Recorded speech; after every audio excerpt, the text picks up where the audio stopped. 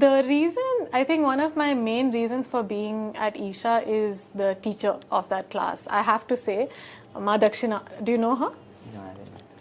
She is amazing and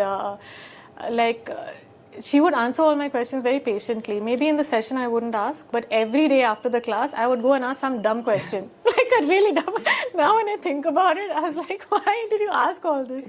But I would just ask I think the reason why she would answer or spend time also was because I think I was asking from a very pure place. Like it was, I really wanted to know. It's not like, just asking for the heck of it. So I really wanted to know who is she, what is she, why is she in these clothes, why is she bald, what is Brahmacharya, those kind of questions I would ask her. Right. Just after the class, after she's tired, wanting to go, I'm like, tell me about this. I even asked, I read so many articles while in engineering. I was like, Sadhguru's wife, like controversy. Right. I would just go and ask, Ma, I read this. What is this? Now what? But I never was like, he killed his wife now, okay. Why didn't you all tell us this, or I'm leaving or something. I just wanted to know what is the truth, what is your opinion on it or something. She never gave me any opinion as such. She said, look, this is how it is, this is our story and that is someone else's story. You choose whichever story you want to believe in and you go with that. But you also think about how your experience was in this class. And so there was no we are right and no, Sadhguru could never do such a thing. But it's up to you, and that's what I really love about Isha. They never force anything on you, right? Like even whether your eating habits, your lifestyle habits, it's not forced. It is guided. So you're told that, hey, if you eat non-veg, this is how long it takes to digest and leave your system.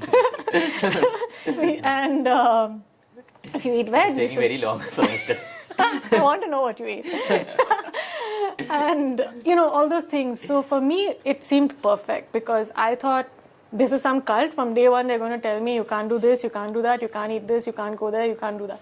So when I realized that it was none of these things, do whatever you want to do, but this is what happens within the system. So Sadhguru has such a beautiful way of putting everything so scientifically and logically. He's not just saying it and not giving you a reason as to why you should do this, right? Which I like. And that's how I stuck on. Because obviously at that time, my logical mind was much stronger than any other aspect. And I was constantly trying to find things. Is there any corruption here? Are there any bribes? Are there any this thing? Is there any... I was always, thinking like that because I had no idea about what is this foundation. And spirituality in India, spiritual organizations in India have, unfortunately, a bad name. So you hear so much about gurus and all that. Even though my brother is someone I trust completely and I know that, he wouldn't send me to some random place and he's gone through it and he knows what he's talking about. Still in my mind, these things used to come up.